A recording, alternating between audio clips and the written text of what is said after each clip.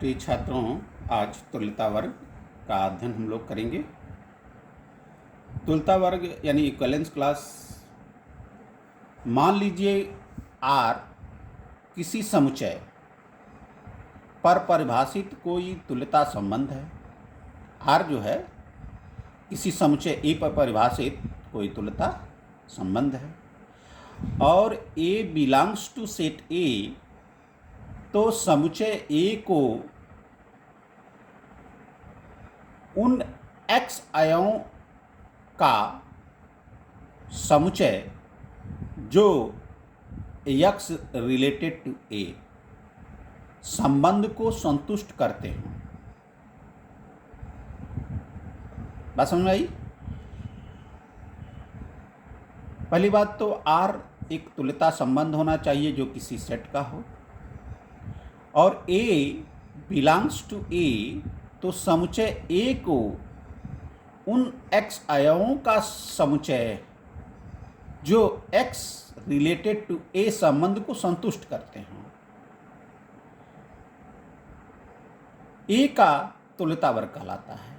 इसे equivalence clause ए से प्रकट किया जाता है। प्रतीकात्मक भाषा में हम लोग समझें तो equivalence clause a is equal to x such that x belongs to A and x related to A। इसी प्रकार for all B belongs to A, B belongs to A, the equivalence clause B is equal to y such that y belongs to A and x related to B होना चाहिए। Example के through समझते हैं थोड़ा सा कि कोई set ए है, 1 2 3 4 है। अब इसका एक इक्विवेलेंस रिलेशन होना चाहिए, तुल्यता संबंध परिभाषित होना चाहिए। तो एक मैं तुल्यता संबंध लिख रहा हूं, 1 1 2 2 3 3 4 4 1 2 2 1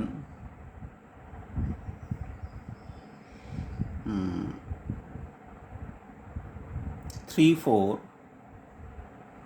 4 3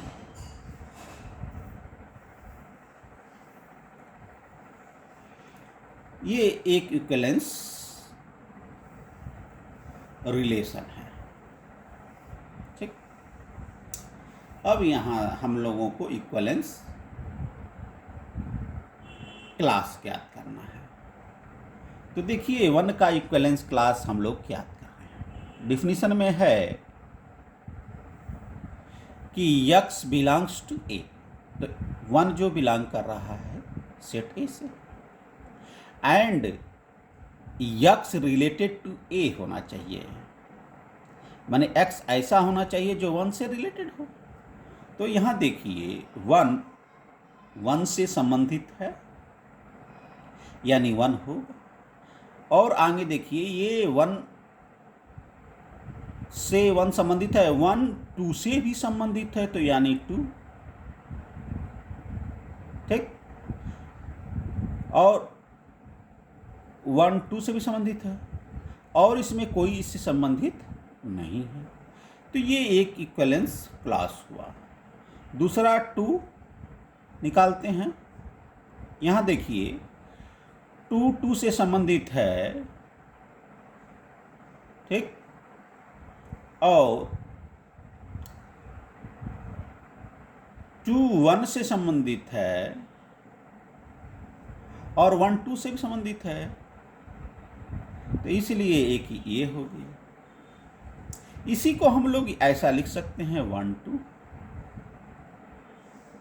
और यहाँ देखिए इक्विवेलेंस क्लास 1 और इक्विवेलेंस क्लास 2 दोनों बराबर हैं, ये एक ही हैं। या तो ये हम लिखें या ये लिखें, यानी equivalence class 1 is equal to of equivalence class 2 है।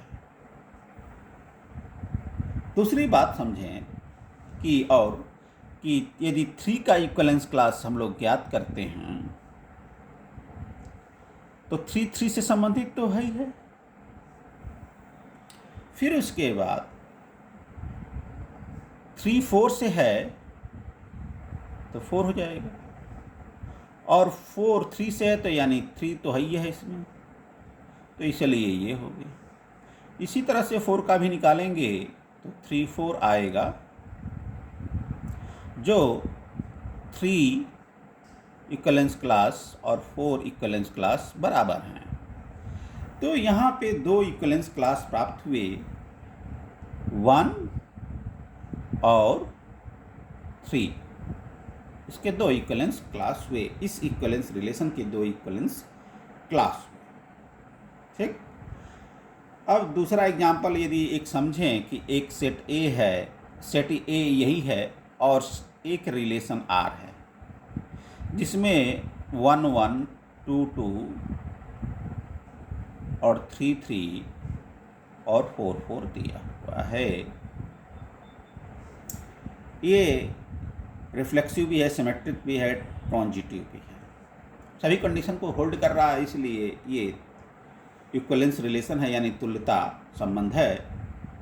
अब इसका इक्विवेलेंस क्लास क्या करना है, तो देखिए यहाँ पे इक्विवेलेंस क्लास 1 का सिर्फ 1 आएगा और कोई नहीं संबंधित है किसी से। 2 का केवल 2 है, 3 का केवल 3 है और 4 का केवल 4 है। तो यहाँ पे इस इक्विवेलेंस रिलेशन का 4 इक्विवेलेंस क्लास 1 2 3 और 4। अब हम लोग पार्टीशन सेट देखते हैं। पार्टीशन सेट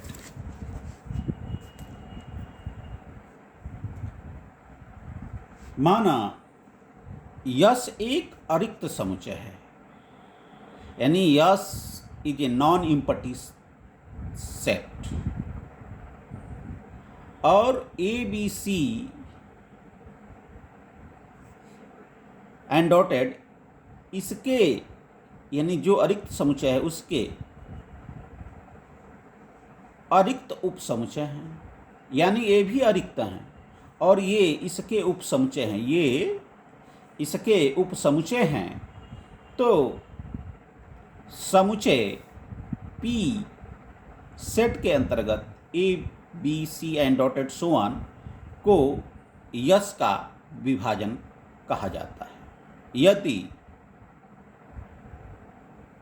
विभाजन तब कहेंगे, पहली कंडीशन ये है कि A union B union C union dotted is equal to of S. दूसरी कंडीशन है कि किन्हीं 2 उपसमुच्चयों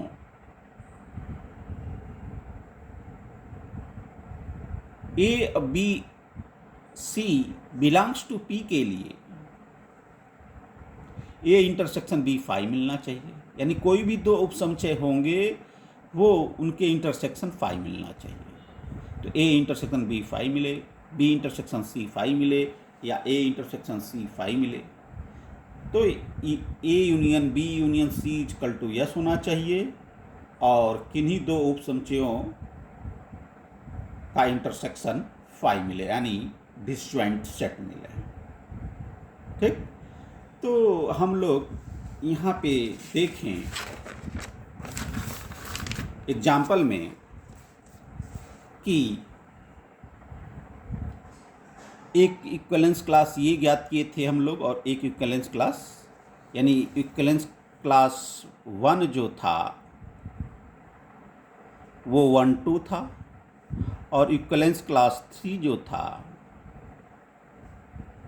वो 3 4 था।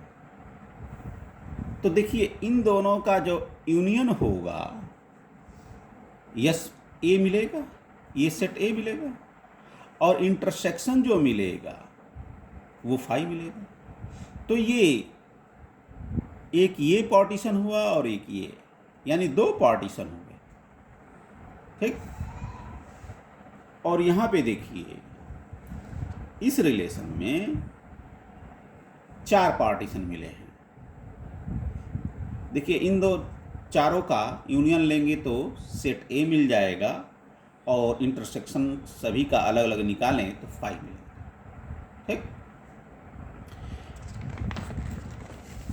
तो यहाँ थोड़ा सा विस्तार से थोड़ा समझें और कि जैसे कि दिया गया है यह एक अरिक्त समुच्चय हो तो 1 2 3।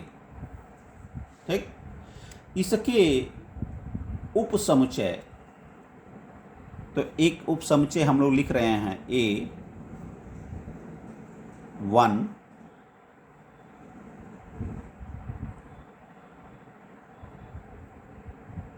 B2 और C3 लिखे। तो देखिए ए बी सी का जो इंटरसेक्शन लेंगे तो 5 मिलेगा और यूनियन लेंगे तो यस मिल जाएगा। तो ये एक पार्टीशन हुआ, ये एक जो है ये पूरा मिलकर के एक पार्टीशन P1 हुआ। P2 दूसरा पार्टीशन हम लिख रहे हैं A इक्वल टू ऑफ 1 2 और 3, B3 है। तो देखिए यहाँ भी एक ये पार्टीशन है, यूनियन लेंगे तो यस मिल जाएगा और इंटरसेक्शन लेंगे तो 5 मिल जाएगा। P3 लिखते हैं इसी तरह से A इक्वल टू 2 3 और B जो है 1 होगा। P4 जो होगा A इक्वल टू 1 3 और B इक्वल टू 2, एक ये भी पार्टीशन हो गया। और P5 जो होगा A इक्वल टू 1 2 3 और B इक्वल टू 5। ठीक, तो इस सेट के 5 पार्टीशन हुए हैं। ठीक,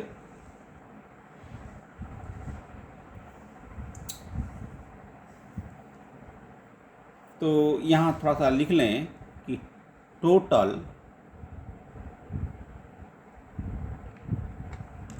number of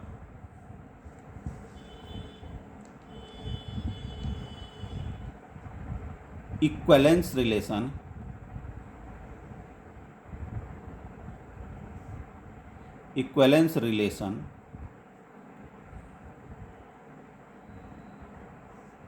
is equal to of total number of partition of a set। यानी जितने इक्विवेलेंस रिलेशन होंगे उतने ही कुल पार्टीशन होंगे। यानी टोटल नंबर ऑफ पार्टीशन हम ज्ञात कर देंगे किसी सेट का तो उसके इक्विवेलेंस रिलेशनों की संख्या हमको ज्ञात हो जाएगी। ठीक, धन्यवाद। कल हम लोग फंक्शन के बारे में अध्ययन करेंगे।